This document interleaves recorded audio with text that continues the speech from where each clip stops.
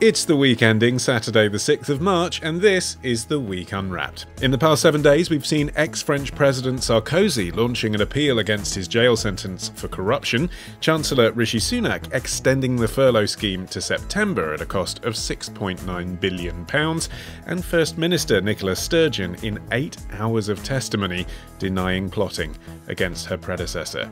But we're here to bring you some stories that passed under the radar this week. Big news not making headlines right now, but with repercussions for all our lives. I'm Olly Mann, and let's unwrap the week.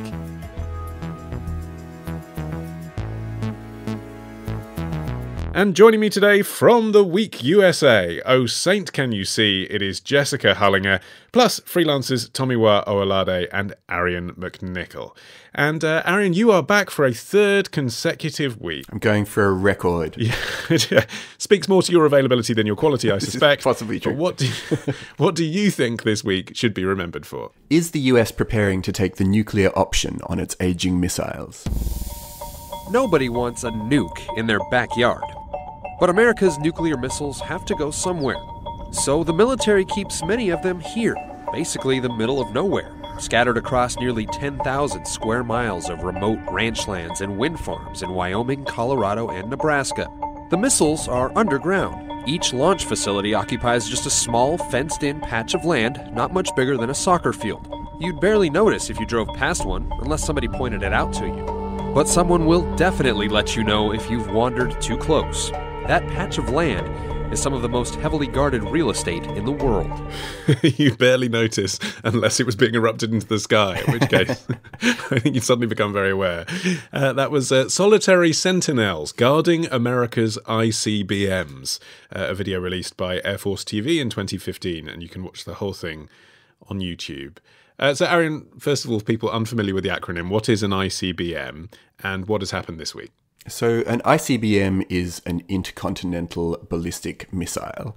And what's happened this week is that the new chairman of the US Senate panel that controls military spending, a guy called Jon Tester, he's from Montana, he said that he's open to arguments against updating America's ICBM program. And this is despite the fact that he actually represents one of the 3 US states where ICBM installations are housed. So he has a direct, or at least his constituents have a direct financial imperative to keeping these things open. But basically, ICBMs, the current ICBMs in the US are getting old, and there's a debate brewing about whether the country should renew them. And could this be an opportunity then, the recovery from the pandemic, I mean, to say there really are better uses for $246 billion right now? Absolutely. And I think that's the question that is frequently asked in so many nuclear nations, or nations just with huge military expenditure generally. You know, is this the best use of our funds when there's so many other critical issues? It's a particularly live question in the US where, you know, the country outspends the rest of the world massively. So I think it is, you know, any time is a good time to ask these questions, but now in particular when there's such a pressing health concern, yeah, you might want to think about where you're allocating your funds. And Jess, what is the answer that your fellow countrymen and women have to that question generally? Well, depends on who you ask. I mean, Democrats broadly feel like this is a large waste of money, spending all of this on upgrading a missile system for a couple of reasons. One of them is that the ICBMs are only one leg of the so-called triad of the defense system, right? There's a land-based missile system, which is what we're talking about here. There are the submarines, and there are the strategic bombers. That entire system is quite old. You know, it's like 6 decades old. But the question is whether or not we need to, if we have the submarines and the strategic bombers in place, which we do, why do we need to upgrade the missile systems? The argument for upgrading them is that actually they are quite fast and they can be launched very quickly in need of an attack. Because there are so many of them, they provide a sort of buffer. So, for example, if the submarines or the strategic bombers were somehow taken out of commission or attacked, that we had 400 land-based missiles across the country, and they could protect us. So, I mean, it's sort of, you know, obviously it depends on who you ask. Joe Biden now that he's in office. I mean, obviously, Trump was very pro spending quite a lot of money on improving our defense system, and he invested heavily in new missiles. And he's the one who actually approved this new program for refurbishing the ground-based missile system. But Joe Biden has come in, and it's kind of unclear exactly what he wants to do. It's sort of low on his list of priorities at the moment, understandably. But generally, he's been more sort of leaning towards lowering the temperature, right? Investing more in perhaps treaties, to reduce the number of missiles globally. But he has a lot of different people that he needs to please, right? He has the Pentagon to please. He has the American public to please, which a lot of American people are very heavily invested in the military. They feel like the military is an extension of America itself. So it's a tricky balance. Well, I don't have Joe Biden to ask. I've got you, Tom. Perhaps you can speak more openly about it. There's a clear argument for, which Jess didn't mention, it seems to me, which is they're an effective deterrent. They're working. No one has attacked the USA with a nuclear weapon. Yeah, that is true. However, you have to consider the rising influence of China as well, and also Putin's Russia. Speaking of which, I think it's also interesting that Biden and Putin have recently agreed to extend an arms control treaty, which gives some evidence that Biden is trying to show he's less bullish on the foreign stage. And I think another striking aspect of Biden's foreign policy reset is a greater emphasis on democracy rather than realpolitik. So he's agreed to stop supporting Saudi Arabia in funding the war in Yemen. And I think that this move in terms of trying to refurbish the interconnect to the ICBMs is part of this foreign policy reset. But let's talk about that threat from China, particularly, Arion, because as we've been discussing in our spin-off series at the moment, Business Unwrapped, really the threat from China and the possibility in China is economic. It's not military, or if it is military, governmental, it's cyber. So do you need a nuclear weapon? I think that's right, and I think most critics of nuclear programs around the world make this exact case, that they are a deterrent designed to operate against a threat that existed quite a long time ago. And of course, it's not as if nuclear weapons have gone away, but I think that the world has come to, or at least the nuclear powers around the world have come to the conclusion that actually using nukes against one another is not a very sensible thing to do because of the simple truth of mutually assured destruction. You know, as soon as you start firing nuclear weapons, you can be pretty much guaranteed, especially if you shoot them off against the US, that you're going to be wiped off the face of the earth. So I think that question over whether continuing to fund nukes on the basis that there are other countries that have nukes just doesn't really address the fact that, as you say, the true threats that are coming from the sort of emerging powers such as China are different kinds of warfare, and specifically cyber, as you say. And so you can't use a nuclear weapon to stop someone attacking you via the internet. Could the reality of the decision-making on this, though, Jess, just be a lot more pedestrian than we're kind of hinting at? I mean, as Arion mentioned, the senator involved here is the senator for Montana. The people of Montana benefit from having this base in Montana. And, of course, you could give them billions of dollars instead of putting it into nuclear warheads, but as it exists, I imagine there'd be a lot of opposition in all the states that have ICBM infrastructure if they were taken away. Yeah, I think that's right. Listen, I don't think we're going to suddenly see America get rid of its nukes. Like, I just don't think that's going to happen. And I want to stress also that, like, these do need upgrading. Like, if they are not upgraded, they will be obsolete within the next 10 years, right? So it's sort of a race against time. You know, I mean, and there are other options. Maybe we don't have to necessarily replace all of them. There are some suggestions that instead America could dismantle some of the 400 ground missiles it has and only use a few of them and use the other, you know, the ones that they dismantled, sort of salvage those for parts to help upgrade the other ones. And that would do a number of things. That would improve the ones that already exist and sort of buy us some time. And also it would reduce the number of arms that we have, which would go towards reducing the overall global number, right, and keep us within the bounds of certain treaties.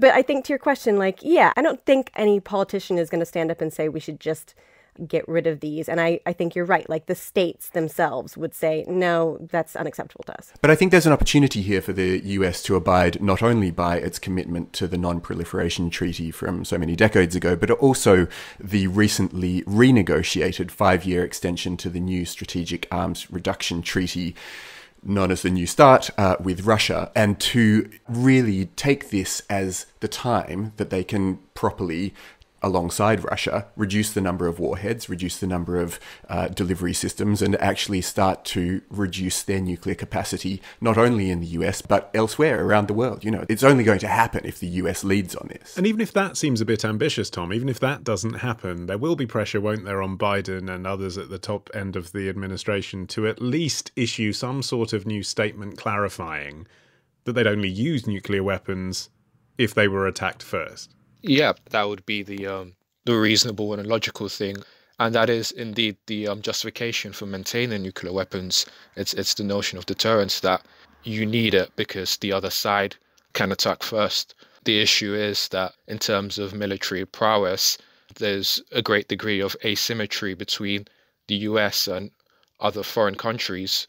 So there is that greater responsibility on the part of the US, as Arion said, to lead in terms of trying to reduce its nuclear capacity. And briefly, a little bit closer to home, Arion, the Labour Party's been plagued by a debate on this, hasn't it? On the very issue of whether they'd actually use nuclear weapons. And Jeremy Corbyn, obviously lifelong opponent of nuclear weapons, was always in a tight spot when he had to pronounce on that.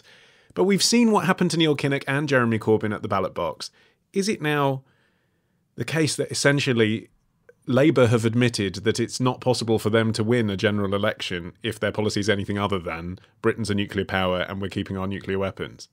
God, pretty much. I mean, so this week, the Shadow Defence Secretary, John Healey, came out and said that Labour's support for keeping the UK's nuclear weapons is non-negotiable. But just recently, he's also promised that Labour will lead efforts to secure multilateral disarmament if it gets into power. So they're absolutely trying to have their cake and eat it too. And I think that you're right, that obviously we all knew what Corbyn's stance was, but Starmer's still trying to feel his way to a position.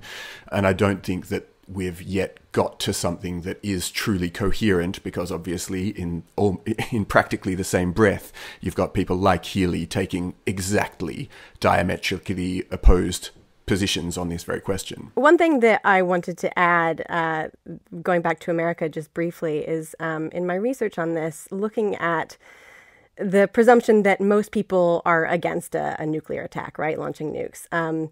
I found a survey from 2019 from YouGov and the Bulletin of the Atomic Scientists, and it found that, shockingly, a third of Americans said that they would be in favor of a nuclear strike, even if it killed 1 million people. So, you know, I think when we talk about this, we have to remember that, like, yes, while none of us would, you know, ideally like to see this happen, actually in America, people, I think the idea of there being nukes is sort of attached to this like national identity. And it's a little bit scary. So, you know, I'm not sure exactly how that plays into the UK decision, but I found that really shocking. And I think it goes to the point that like Biden will be under quite a lot of pressure to upgrade these systems. The same is true of people in the UK. I actually can't remember quite the statistic, but a question was asked when Trident was coming up for reconsideration and they were trying to work out how to update the UK's nuclear response. And people had pretty much the same level of support when the question that was being asked was, would you press the nuclear button?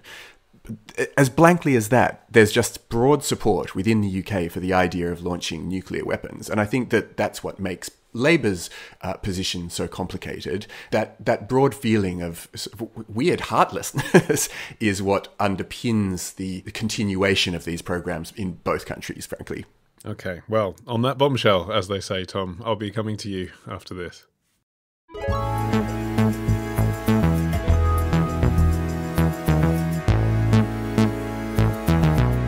Okay, Tom, your turn. What do you think this week should be remembered for? School abductions continue to plague northern Nigeria.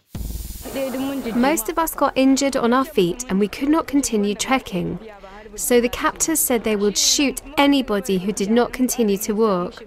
We walked across the river and they hid us and they let us sleep under shrubs in a forest. One of the Nigerian schoolgirls that was kidnapped last week, speaking to BBC News on Tuesday about her experience. Tom, for those of us who missed this story here, tell us what happened. So last week, approximately 279 Nigerian schoolgirls were kidnapped in a northwestern state called Zamfara, in a small town called Jangabe, and they were taken to a forest. But a few days ago, all the schoolgirls were released, and there's evidence to suggest that they were released because the state government in that northwestern state agreed to pay the kidnappers ransom. Which is against what they publicly say they're prepared to do, right? Yeah, exactly. So the governor of the state has publicly claimed that they did not pay the kidnappers ransom, but there is no other explanation for why the girls were released so quickly after they were kidnapped. And I think one of the problems with that state in particular is the security infrastructure. So the police and the security forces are controlled by the central government rather than the state itself. So the state itself is essentially ineffective against the criminal gang that kidnapped the girls. So they had to rely on ransom as a sort of desperate measure. And give us a sense of just how widespread this problem is in Nigeria, both kidnapping generally and specifically with school children. Yeah, so both of them are quite common and widespread. So kidnapping generally has been common in Nigeria for quite a while now, but this type of kidnapping has been common since about 2014, when Boko Haram, the Islamist group, kidnapped 276 girls in a northeastern state. Just this year alone, over 600 children have been kidnapped in northern Nigeria. Last week, 27 boys were released after they were kidnapped in another northern state. So it's an extremely common risk to the school children in northern Nigeria. Yeah, and Jess, what's different about this time round is that Boko Haram were kidnapping school children primarily because, arguably, they are opposed to secular education, especially of girls.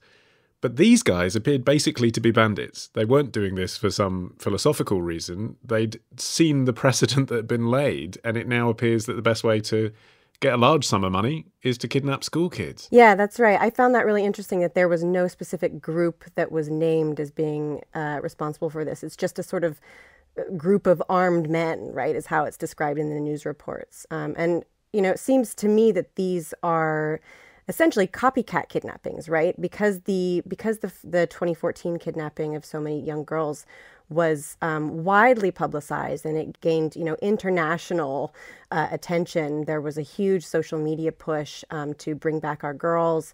I mean, that was huge, right? And so I think these groups see an opportunity in the media publicity that might come with kidnapping school children, right? I mean, obviously, no one wants to see anyone kidnapped, but school children, especially in large numbers, the idea of that is so heart-wrenching, right? And so, of course, if you were a parent or a government official, you would try to do everything you possibly could to bring back school children. And so it's seen as a potentially lucrative way to get a bit of money and some ransom, which is why it's so common. And of course, they want to say, well, we're not paying them. You know, they're repenting, and we're giving them opportunities, you know, to come forward and repent, and we're rewarding them for bringing back these school children. But in reality, it's quite clear that they probably are being paid off somehow. And I did actually think, Arion, when I first heard about boarding schools, of the kind of European and American image of boarding schools, which is, you know, a place for privileged children to go at great expense. That's not quite the case in Nigeria. This is a government boarding school, as opposed to local schools that can't teach such a wide syllabus, that are located in towns and villages where people live. So it's not about the wealth of the parents and trying to get a ransom from them. It is clearly saying this is such a big steal, the government are going to have to get involved for PR reasons. That's it, yeah. It's two things. One, exactly what you've said, that if you take enough people and in a sort of terrifying enough way, it guarantees government involvement because of the press that's been generated. But secondly, the reason it looks as though schools in the Northwest are now being targeted is because after the Chibok kidnappings, this Safe Schools initiative was brought about to try to reinforce schools over in the Northeast, but over in the Northwest, they're still a comparatively soft target. So I think that that's what the government is now looking at, is how you try to address the fact that the threat is no longer so easily geolocated. It's now spreading elsewhere in the country. And Tom, how much money, realistically, are kidnappers expecting to make in a ransom? Millions, as much as possible. Because, as Jess said, parents and also government authorities are desperate to try to bring back school children because they are the most vulnerable victims. It's also quite interesting to look at the responses. The president of Nigeria, Buhari, said that he felt overwhelming joy at the news of the girls' release, Tom. And obviously, that, of course, it's good news. But at the same time, when you hear the testimony of the girls, you know, they're saying that they were abducted, they were treated badly, they were hit with guns, they were threatened to be shot, they had shards of glass in their feet. I mean, it's hard to imagine in a European scenario that being presented by any president as a happy ending. Yeah, exactly. And the thing is, Buhari only became president partly because he promised to sort out the security situation in the north of the country. So that was part of his criticism of the previous Nigerian administration. But the issue of kidnappings has not been reduced in the 5 or 6 years he's been president. So he has not been able to sort out that situation, and it's actually got worse. Also, the state in which people are brought back, I think, is a really interesting point, Ollie.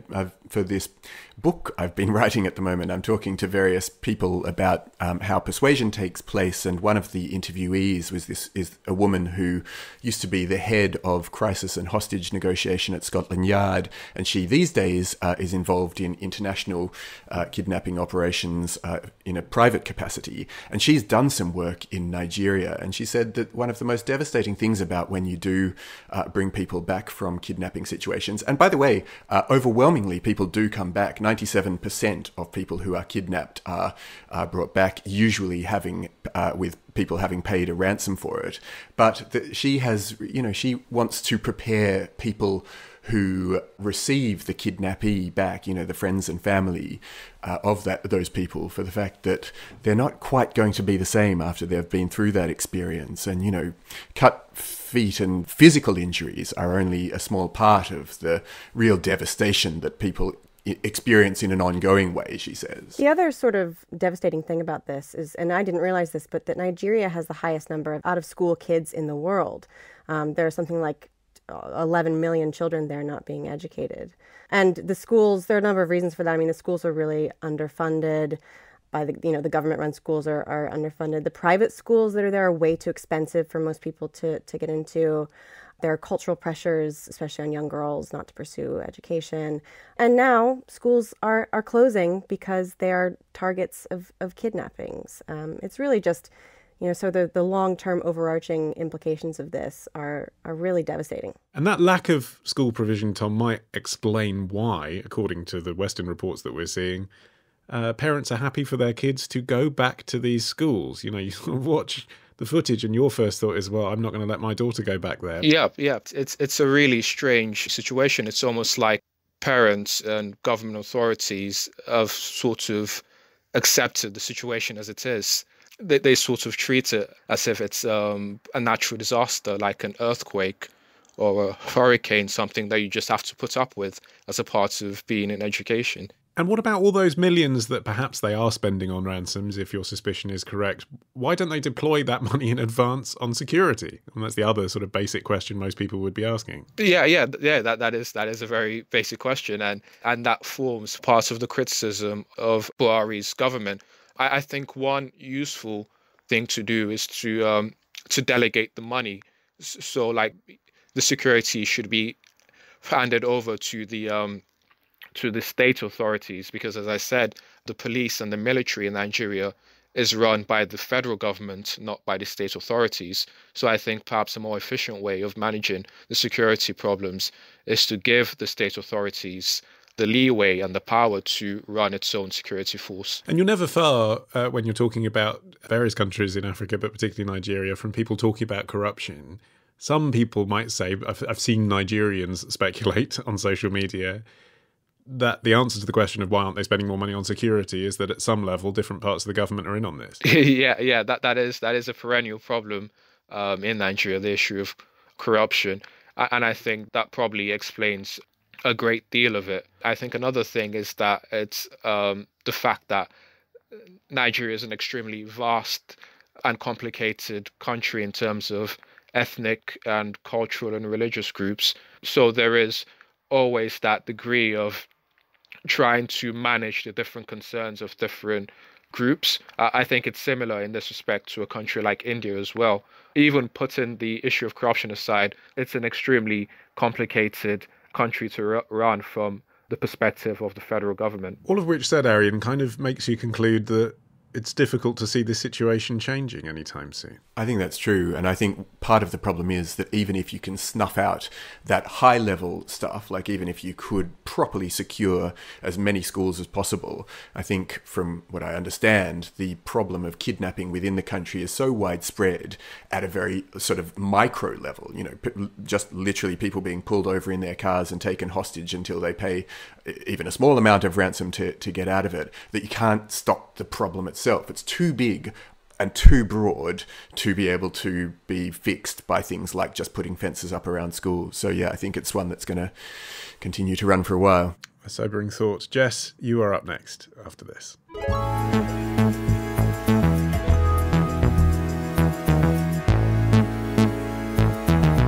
Jess, you're finishing the show this week. What do you think this week should be remembered for? Is awe the answer to all our problems? So the first idea is that awe, very simply put, helps us fold into social collectives, right? We are a hypersocial species. E.O. Wilson, the great biologist, made the case that this is our defining attribute as a species, is to form communities and political bodies and neighborhoods and to have contagious experiences. We are a collective species, and you'll see evidence here and there that shows that awe does this amazing transformation of shifting us out of self-interest to being really interested in other people. Refreshing these days to hear that there are some positives to contagious experiences, Jess. That was psychology professor Dacha Keltner at the Greater Good Science Centres conference back in 2016. What's happened this week? So there's new research out of UC Berkeley, which is where Dr. Keltner is. And the research concludes that experiencing awe and feeling awe can reduce our attachment to our own ideological convictions, right? So potentially playing a powerful role in reducing political polarization, making us less likely to feel like the person across the table from us who is very vastly opposed to our political views. It makes us more likely to feel like they're not our enemy and we can get on their level and maybe we won't argue as much. Okay, how have they possibly put this under the microscope? Right. The idea that you experience awe and then don't have political polarization. Right. So awe is a really interesting emotion, and emotion in general is quite difficult to study. But the way that they have done it is through 3 studies with 776 participants throughout. And in 2 of the studies, they had the participants watch video clips. And one of the clips was a sort of neutral clip of just a random thing. One of them was quite funny and amusing. And the other clip was of a sort of awesome thing, whether it was nature or something like that, something that would inspire awe and wonder. And so the 3 groups watched these different videos, and then all the people reported on how firmly they believed in their views on things, quite divisive things. And they found that the people who watched the clips of the sort of awesome experiences were less tied to their own convictions and less hostile towards people with other views. So there are other ways. Why? Because they felt kind of humbled by nature. Is that the gist? Yeah. So this is just one recent study in a long list of studies that have been ongoing sort of since the early 2000s, looking into awe and wonder and what it does to human nature. And the theory, as it is that awe makes us feel small. It sort of reduces our sense of self, that being around or being exposed to something vast and breathtaking reduces our own self-interest and makes us feel like we're part of something bigger. And in a sense, it sort of reduces our ego. It makes us less sort of aggressive and hostile towards other people. Okay, so Tom, this is just basically pop science proof of that experience we've all had when we're out on a camping trip and we look up at the stars and we're like, the world's so big and we're so insignificant. I love you, man. I don't think so. I think there is quite a lot to it because one of the striking things is For instance, on social media, the increase in political tribalism and polarization.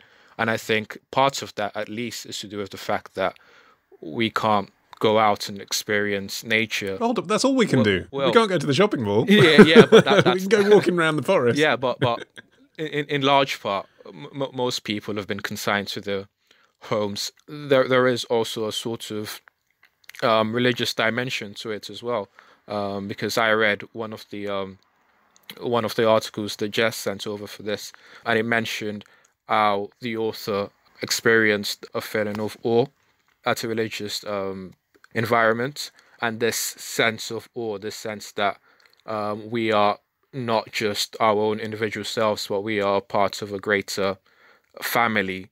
We have a greater bond with a larger group of people, means that we need to be more humble and more understanding of different perspectives and different points of views. Yeah, but Arion, if you look at people on the religious right and fundamentalists and evangelicals all around the world, you wouldn't say that they're necessarily the most open-minded of people. They have very firm views that are often pretty prejudicial views based on their incredible sense of awe in God. So, I mean, those two things can go hand in hand too. Absolutely, and I'm a bit of an awe naysayer. I personally think that the original meaning of awe has been kind of lost, and it's undergone this quite good press thanks to that sort of 1960s Californian reimagining of what the word awesome means. And awesome these days means something very different from the original Old English word from which awe derives, which was, I have no idea how to pronounce this, but it's Ege, E-G-E is how you spell it.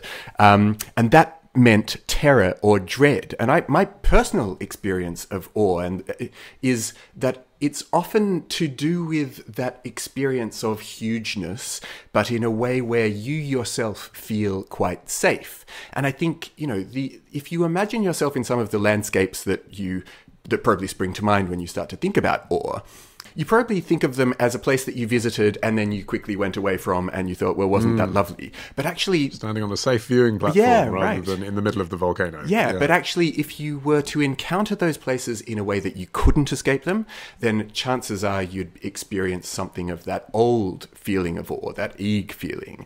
And that's certainly in line with that experience that is often cited about, the astronaut experience of awe, that a lot of astronauts go up into space and then they come back having had this really transcendental experience, and many of them go on to have religious feelings of the kind that you're talking about, Ollie. And I wonder whether they have experienced something like being overawed, that they've been changed by something, but not massively positively. Okay, so Jess, Arion's taken us back to, the world of Beowulf, but your interest in this subject takes us back even further than that, doesn't it? Into millions of years of evolution, and how some researchers believe that awe and the compassion evoked by awe may have helped us survive right the way through from the beginning of humanity. Can you sum that up for us, please, in 1 minute or less?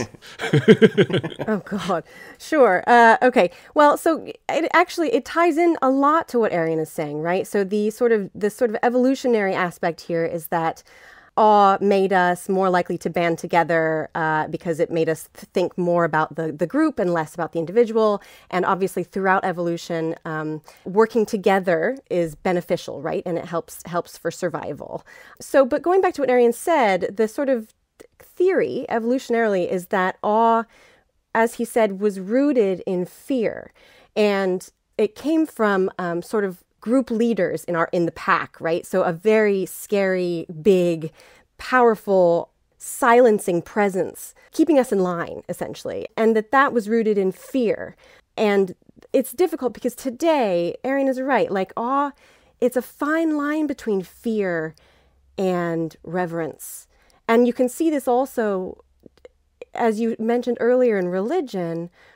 I do think that awe and reverence can be sort of manipulated by certain powers, right? So the feeling of being small and overwhelmed by something is used certainly in the church. I'm not particularly religious, but I think it's undeniable that if you look at the religious monuments, the churches, they're huge, and they're meant to inspire wonder, and they're meant to make you feel small. And also, you look at things like political rallies, and not to mention Trump, but we have to, because, he did these massive political rallies where he was put on a pedestal and sort of treated like a god. Oh, I mean, the feeling of awe people had watching Trump certainly made them less politically polarized. I think we can all agree on that. Right. So this is what I'm saying, right? So there are different flavors of awe. It's not black and white. It's not simple. But I do think it's worth noting that the research shows it doesn't just make you, feel small or whatever. It's also actually quite good for your health. Research has shown that it can make you feel just generally a better sense of well-being and life satisfaction. But then there was one really interesting study in which they measured something in participants called a molecule called interleukin-6. I'm not sure if I'm pronouncing it right, but it's associated with inflammation in the body. And elevated levels of it is linked to like chronic ailments, like autoimmune diseases and stuff. And they noticed that it was actually lower in people who experienced awe regularly. And it was the strongest predictor of the lower levels of this molecule, lower than other positive emotions like joy and love. So, of course, like you said, it could go either way. Like I said, there are different flavors of awe, but it is a really fascinating emotion. On a more micro level, though, Tom, I mean, Dacha Keltner, who we heard from in the clip earlier, says we need to try and build awe into our day. How do we actually do that? Meditation. Right. So is awe just the new mindfulness then? Yeah. There is a connection between awe and mindfulness, because it's all about trying to find significance in the everyday and a sense of the transcendent in things that we did not previously pay attention to, and we can do that through meditation, through mindfulness, as you said, through exercise possibly. Yeah, so through all of these different things. Meditation and exercise, of course, also has a lot of health benefits, and I assume that the health benefits will be similar to that induced by the experience of awe. So I think those two things are connected. Of course. So if we're back to talking about those kinds of things, Aaron, if we're back to saying, observe the leaves changing colour, observe the robin on your bird table, it's not really equivalent to an astronomer gazing back at Earth from space, is it? No, and I think that my criticism remains, because I think regardless of the positive benefit you're trying to eke out from the experience of awe, whether it is physiological or psychological, I sort of feel as though it's a poor gateway to getting to those things. If you want to increase your health, then go out and do more exercise. And if you want to boost your empathy and generosity and compassion, then why do you need to experience that awe feeling? And is it the most direct way to get to those things versus other means? I suppose that's my concern. But doesn't it feel good? No, I mean it. I mean, I think I actually find awe really difficult to tap into. Some people are really, the research shows that some people feel it on a daily basis. Like there are triggers, right, that can be discovered just on what they call an awe walk, which is just a walk, really, but looking at nature and whatever. But I find it really difficult to be triggered by awe. And so when I do find myself in awe, it's a really positive emotion. It feels nice. And I like that feeling. And I want to prioritize that more often. And I don't know about you guys, but yeah, of course I can go for a walk. But as I said, my threshold is quite high. And so I have to go, to a high peak, or I have to go witness a beautiful piece of art or whatever. I really have to prioritize it. And at the end of it, I actually do feel better. I feel better. But I think that's the level upon which I could appreciate it, that awe feels good because it feels good, in the same way that joy feels good because it feels good. But awe as a means to reaching other positive emotions seems like a roundabout way to get there, I agree, it does feel good, but that's a self-proving argument, and one that I agree with. I think awe is a nice feeling, but I don't think it should be the natural way. If you're trying to get people to be more compassionate to one another, it's not the most convenient way to get them there. Well, I think we've reached a peak of podcasting awe, so I'm going to end things there. You guys are awesome. That's it. Thank you to Jess, Arion and Tomiwa for their stories this week. And remember, if you want to hear more awe-inspiring stories, subscribe to this show for free. Just search for The Week Unwrapped wherever you get your podcasts.